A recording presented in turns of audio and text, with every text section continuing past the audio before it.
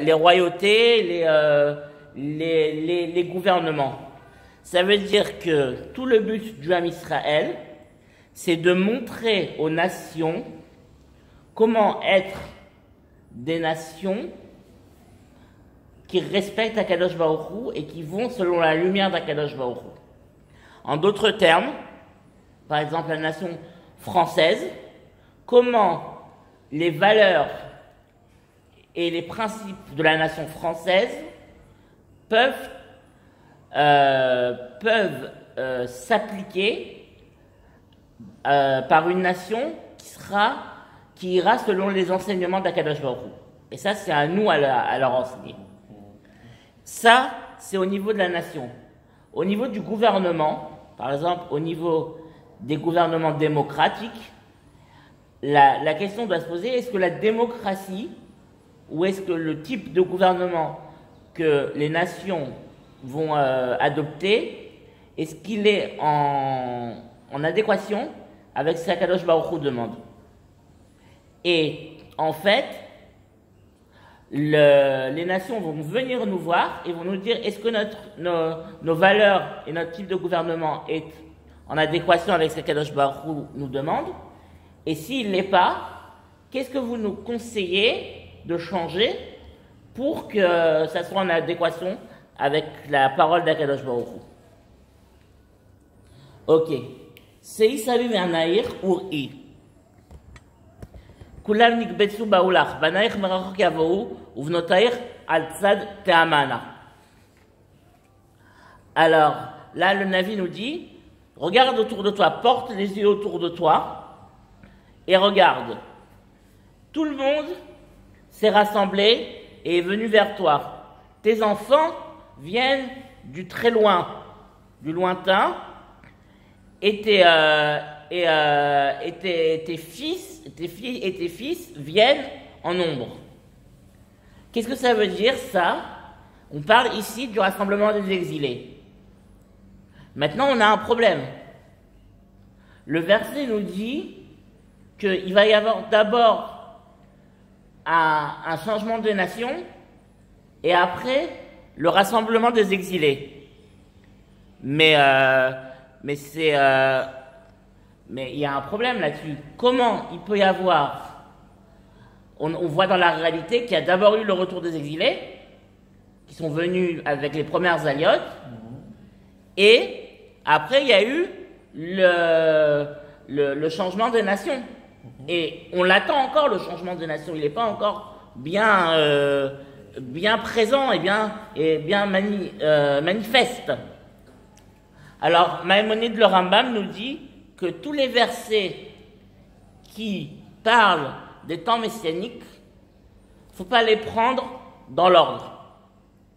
On ne sait pas quel verset ou quel événement va se passer avant l'autre.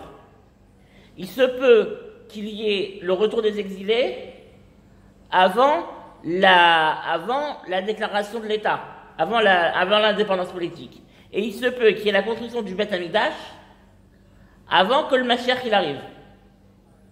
Donc ça veut dire que il y a vraiment pas d'ordre à tout ça. Ok, on continue. Az tirei venaart ufachat verachav levaver ki yafech alaich amon yam chel goim yavou lach. Alors,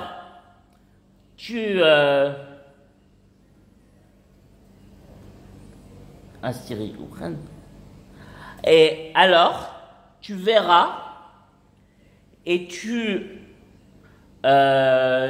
seras bouleversé et tu auras peur, mais ton cœur s'élargira car toute la splendeur et la force et l'abondance des nations vont venir chez toi. Qu'est-ce que ça veut dire en fait?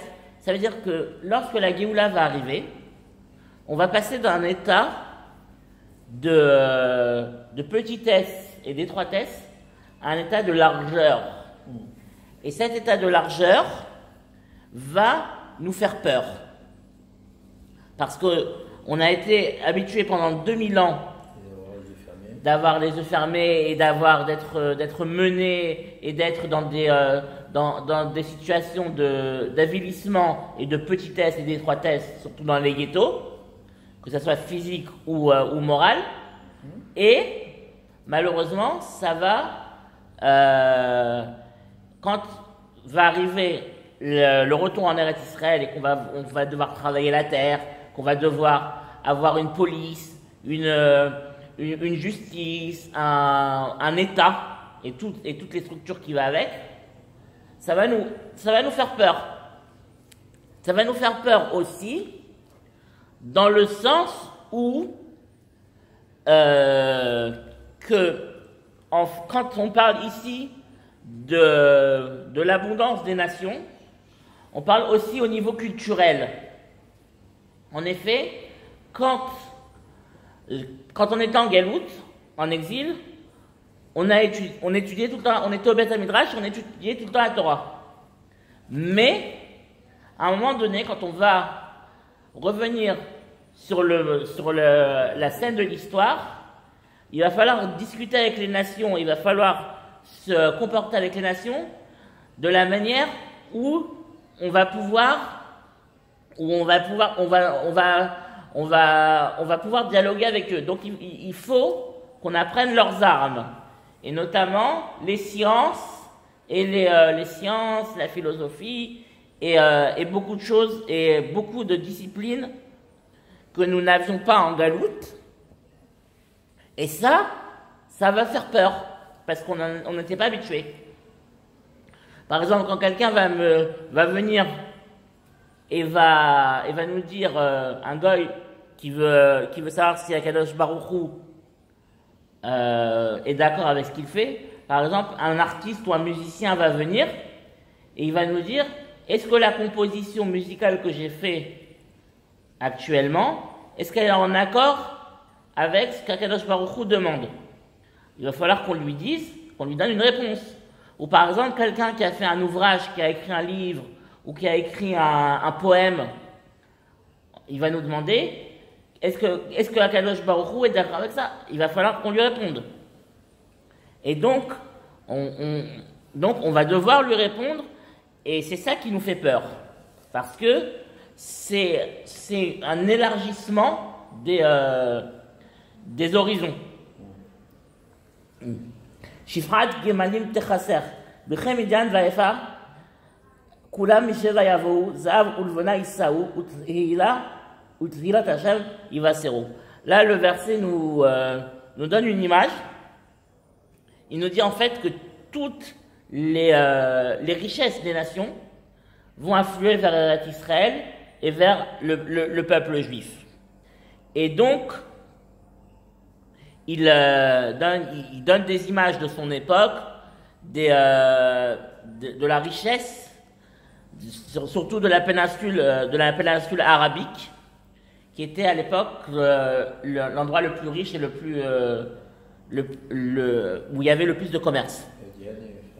Comme Son, Kedar et Kabutsular, et les Nevayot Chartuner, et Alou al-Ratsan al-Mizrahi, ou Bet Tifarti Afaer.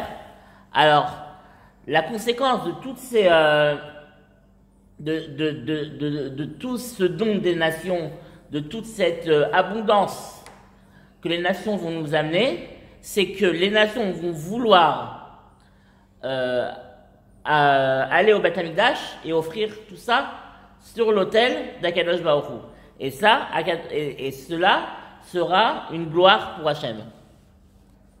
Mi'ele ka'af teufena v'chayonim ala rubotem kili imkavu v'onyot arishis barishona levi banaich merachok kasam uz ava mitam lesham Hashem Elohaich v'likdosh Israël kifvarach. Il continue et il dit en fait, c'est le Ham Israël qui dit, mais c'est quoi toute cette splendeur, c'est quoi toute cette abondance, tout cet or, tout cet argent qui arrive comme ça d'un coup. Alors le Navi répond, c'est pour le nom d'Akadosh Baruch Hu, ton Dieu, et pour le Saint d'Israël qui doit être glorifié. C'est un point extrêmement important. un point qu'on a beaucoup abordé dans nos cours, c'est que la Géoula n'est pas pour nous. C'est pas pour qu'on se la coule douce. On n'a pas créé l'État d'Israël pour qu'on se la coule douce. On a créé l'État d'Israël pour que la Shrina revienne en Eretz Israël. Parce que la Shrina, elle est en galoute. Donc, il faut qu'elle revienne en Eretz Israël. Uvne nechar, ubanu ben nechar chomotair, umlachim yishartuner, ki bekitz pi'ikitir, ubirsonir yichamtir. Là, Kadosh Baruch Hu nous dit la chose suivante, nous dit un concept très important. Il nous dit que comme il nous a exilés vers les nations, et que les nations étaient nos maîtres, maintenant c'est les nations qui vont nous servir. C'est les étrangers qui vont bâtir nos murailles, et c'est les royaumes qui vont nous servir. Pourquoi? Parce que parce que Akadosh Baruch Hu nous dit, quand j'étais en colère contre toi, je t'ai frappé, et maintenant que je suis apaisé, je te prends en pitié. C'est un concept extraordinaire, qui est un concept très très important, c'est le concept de Mida Keneged Mida. Tu connais ce concept? Mesure pour mesure, je le dis pour nos auditeurs. Quand on fait quelque chose, on fait une avera ou on fait une mitzvah, Akadosh Baruch Hu nous récompense ou nous punit à hauteur de l'acte qu'on a fait. C'est ce qu'on appelle mesure pour mesure, ou alors cause-conséquence. Ufatru sha'araich tamid, yomam valayla lo yisageru, lavi alayich chel goyim, umlachim nehugim. Et tes portails seront ouverts tout le temps, jour et nuit, ils ne fermeront pas, pour faire venir vers toi l'abondance des nations et la gloire des royaumes. Ce que ça veut dire, ici il y a deux grands concepts. Premier concept, c'est que Israël vivra en sécurité dans ses frontières et qu'il n'y aura personne qui viendra nous attaquer. Ça, c'est le premier concept. Et le deuxième concept, pourquoi on doit ouvrir les portes et on ne doit jamais fermer les portes des villes? Parce que les nations vont défiler en masse pour demander la parole d'Akadosh Baruch Hu et pour nous donner les cadeaux. Ki agoy va'amamlacha asher lo ya'avduch yovedu va'agoyim charav yecheravu. Car la nation et le royaume, la royauté, qui ne te rendra pas hommage, disparaîtra, et la nation sera désolée. En fait, là, le Navi, il parle à Israël, mais dans le fond, on parle d'Akadosh Baruch Hu. Comment on le sait? Dans la Haftara du premier jour de Sukkot, on nous parle des nations qui vont venir fêter la fête de Sukkot à Jérusalem. Et on nous dit que les nations qui ne viendront pas fêter la fête de Sukkot à Yerushalayim seront punies. Ça sera après la guerre de Gog et Magog, après la guerre de la fin des temps. Et donc, là, Akadosh Baruch Hu, il se substitue à Israël, parce que Akadosh Baruch Hu, nous, je dirais qu'on sert Akadosh Baruch Hu, qu'on l'exalte, mais Akadosh Baruch Hu, à son tour, il nous sert, il nous exalte et il nous porte nus. On a un midrash qui nous dit que dans les tfilines d'un juif, il y a marqué Shema Israël, Hashem Elokeinu, Hashem Echad. Écoute Israël, l'Éternel est notre Dieu, l'Éternel est un. Et dans les tefilines d'Akadosh Baruch Hu, il y a marqué Umich Keamecha qu'Israël goy echad baretz. Et qui est comme toi, Israël, un seul peuple dans la terre. Donc ça veut dire que Akadosh Baruch Hu et Israël forment une seule entité. Donc des fois, on parle du kavod d'Akadosh Baruch Hu pour Israël, et des fois on parle du kavod d'Israël pour Akadosh Baruch Hu. Ok. Kavod Levanon et Laïch Yavou. Berosh Tidhar Ashur Yachdav, les faire Mekom Mikdashi ou Mekom Raglai Achabed.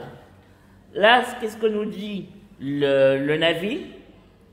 Il nous dit la grandeur du Liban viendra vers toi, au-dessus des arbres et de la splendeur, et Achour viendra avec eux, la Syrie viendra avec eux, pour glorifier l'endroit de mon sanctuaire et l'endroit de mes pas, lui rendre hommage. En d'autres termes, ici, c'est en fait dire en fait que toutes les nations qui nous ont avilis et qui ont été en guerre contre nous et qui nous ont battus viendront nous rendre hommage et viendront rendre hommage à Akadosh Baruch Hu.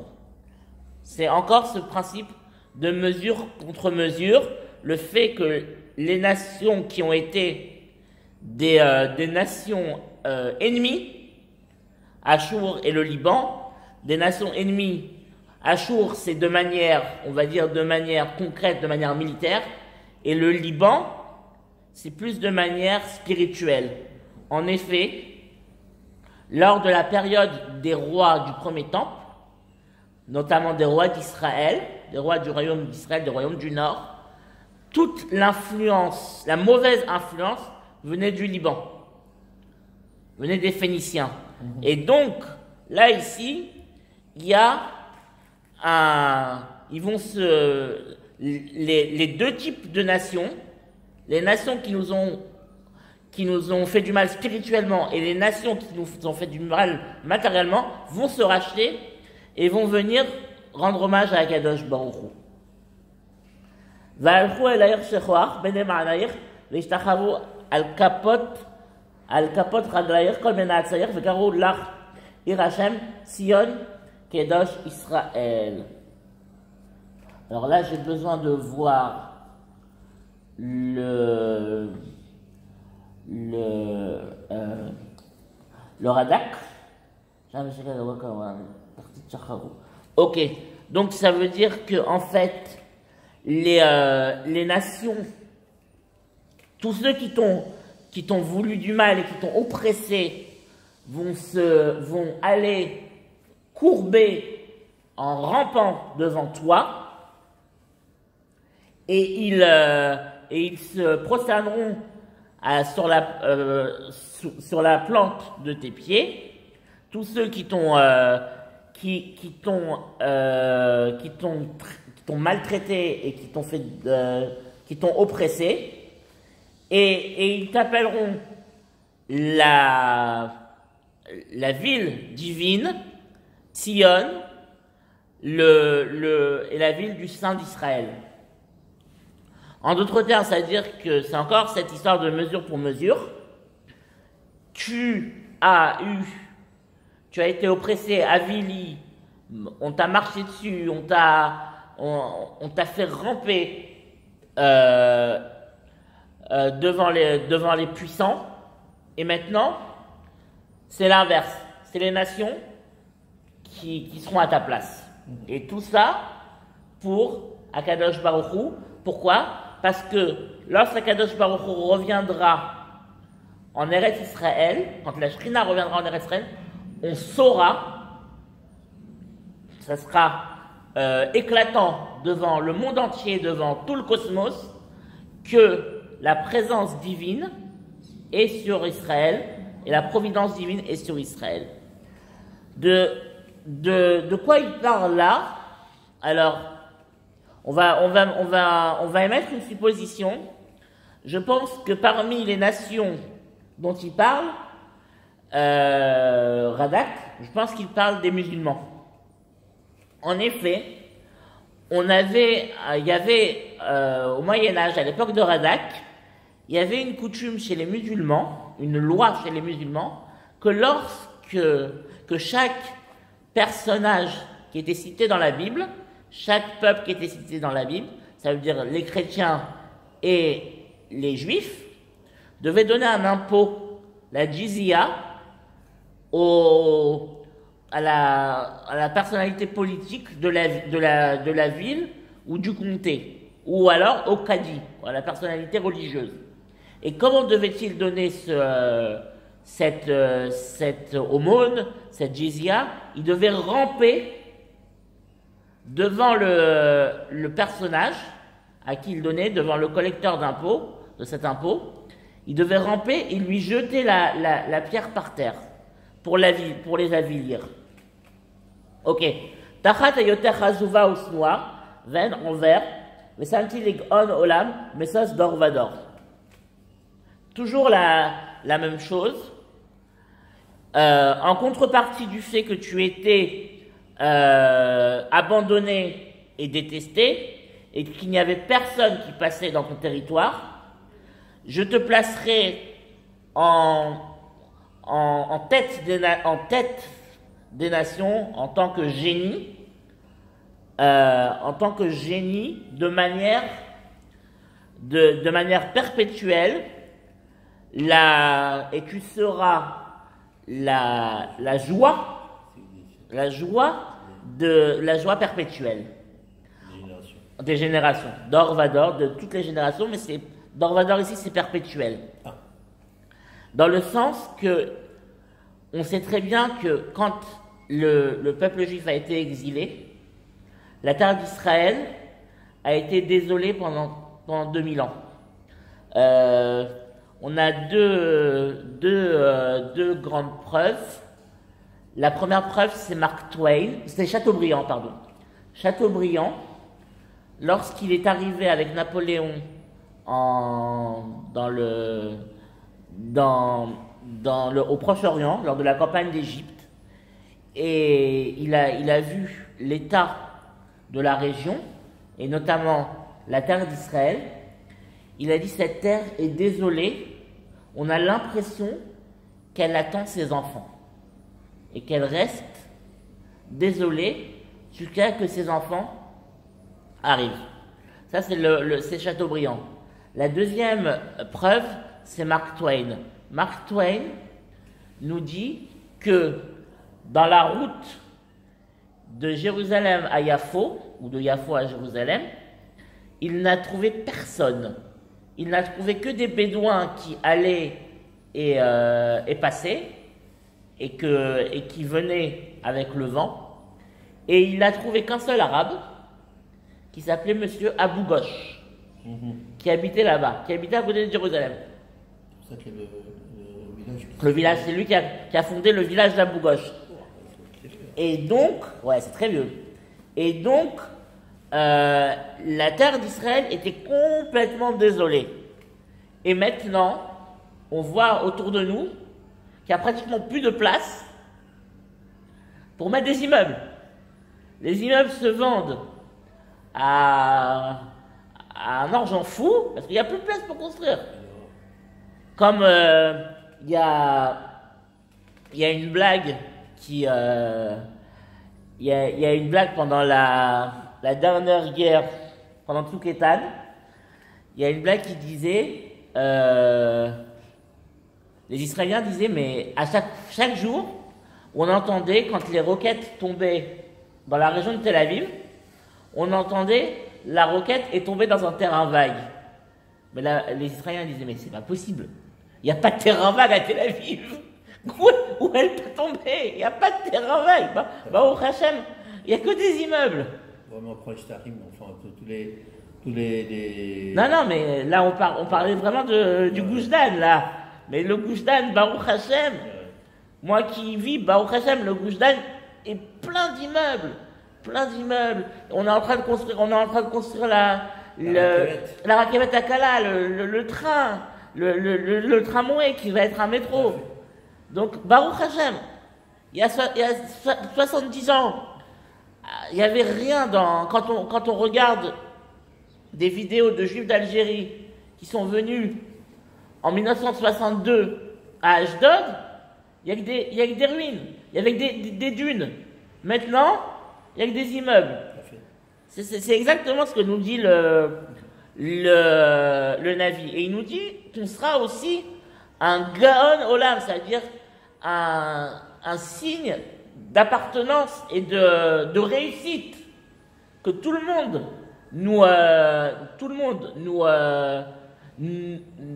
fera des louanges tellement qu'on réussira et on sera un signe de simcha, de joie pour toutes les générations et à l'infini. On le voit, les gens qui viennent en Eretz Israël, qui viennent pour des vacances, ils kiffent.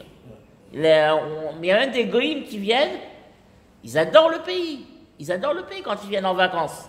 C'est parce que c'est grâce à Akadosh Baruch Hu. Alors maintenant, on arrive à un verset qui est extrêmement difficile à comprendre, mais qui est extrêmement, je dirais, important. Veyanakt chalev goïm, veshod melachim tinaki, veyadat ki ani Hashem, Moshiach vegoalech avir Yaakov. Et tu têteras le lait des nations et le jus des royaumes, tu le têteras. Ouais. Et tu sauras que je suis Hachem, celui, ton rédempteur et ton libérateur, le géant, le fort de Yaakov. Qu'est-ce que ça veut dire ce verset qui est extrêmement important et qui est extrêmement compliqué à comprendre? Le verset nous dit très simple. Ton but, lorsque tu reviendras sur ta terre, c'est de prendre avec toi tout le contenu positif des nations et des gouvernements. Ça veut dire que tout ce qui est positif chez les nations, il faut que tu le prennes, que tu te l'acquières et que tu le transformes toi en Gdusha, en sainteté. Tout ce qui est positif, par exemple la musique, les arts, la littérature, les sciences, etc., etc. Toutes les choses qui arriveront, qui pourront te faire progresser et te faire exploser devant toutes les nations, te faire magnifier devant toutes les nations, tu dois prendre tout d'égoïsme. C'est très dur à comprendre, mais c'est parce que on doit savoir parler aux goïms.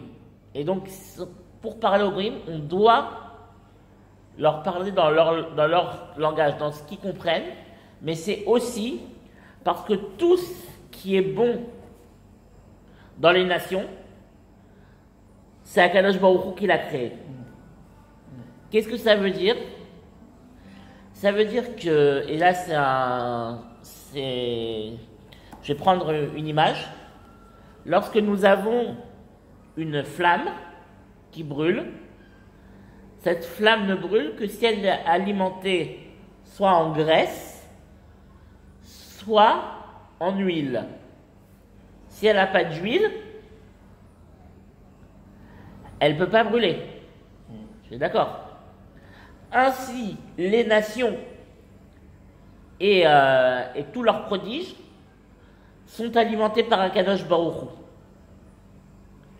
Et sans Akadosh Baruch Hu et sans ce qu'Akadosh Baruch Hu a mis en elle, ce qu'on appelle l'étincelle divine, sans l'étincelle divine qu'Akadosh Baruch Hu a mis dans les nations, elles ne peuvent pas exister. Et c'est cette étincelle divine, ce bien qu'on doit prendre pour que les nations en tant que nations disparaissent, afin qu'elles deviennent des familles, comme on l'a dit plusieurs fois.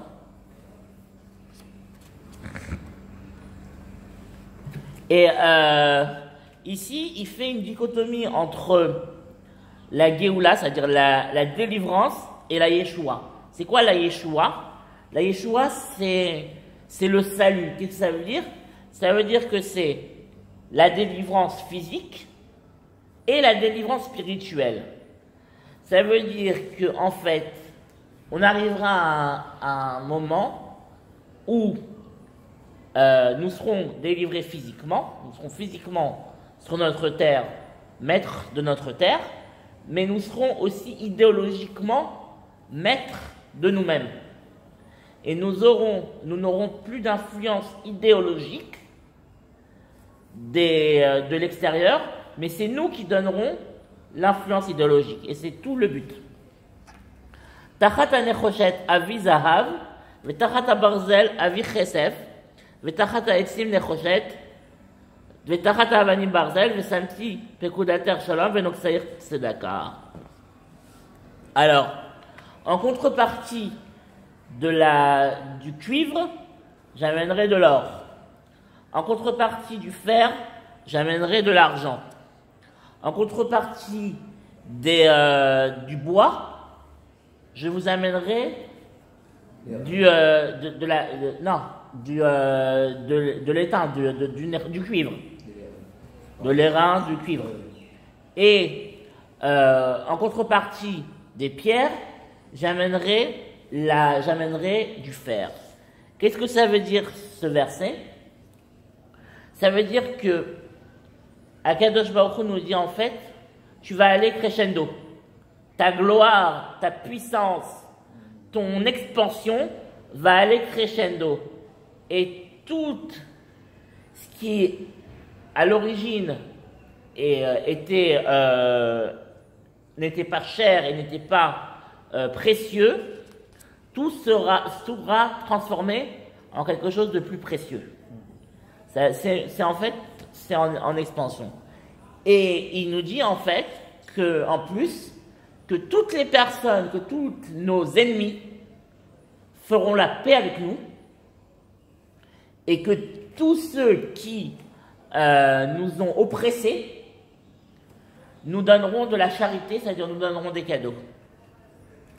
Lo yishama od chamas be'arser, shod vashever bigvuler, vekarat Yehoshua chomotair u'arer teila.